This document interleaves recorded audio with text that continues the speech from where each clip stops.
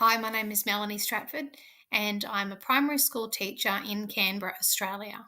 I currently teach upper primary school and I'm also the IT coordinator at my school. I have been using Google since 2015 on a daily basis, and I love all of the different parts of G Suite. Today, what I'm actually going to show you is one of the add ons or extensions that I use frequently to be able to give my students feedback on their work and be able to make my job easier, which is one of the things that I love most about Google is that for me and for my students and my staff, it makes our life easier. All right. The one I'm going to show you is called Doctopus, and I'm just going to flip over to be able to show you my computer screen. So one of the things that makes me particularly googly is that I love using all of the different elements of G Suite and finding innovative ways to be able to make my job as a classroom teacher easier and be able to share that knowledge with other people. So one of the things that I have been using in conjunction to make my job easier is Doctopus.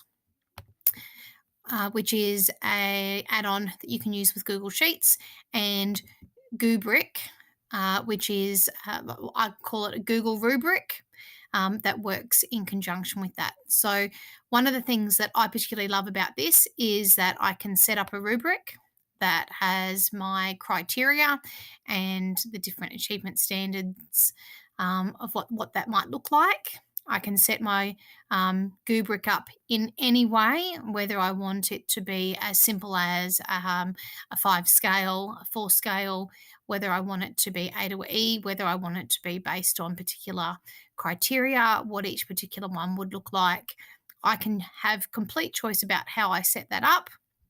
And then I can use that to be able to give feedback to my students in a really timely way. So I can create a new spreadsheet.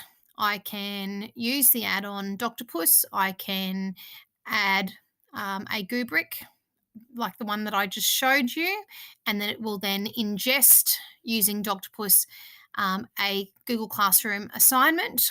It will give me links to all of my students' documents and give me the capacity to assess those documents in a really efficient way. So I can use Doctopus to be able to give individual students feedback, and that it really takes me hardly any time at all. It means that I'm able to have a look at individual student work, that I'm able to see that individual student work down here in the screen while I'm assessing it. There's no flicking back and forwards in between different tabs. So that's one particular aspect that I think makes me googly, and I'm going to have, there we go.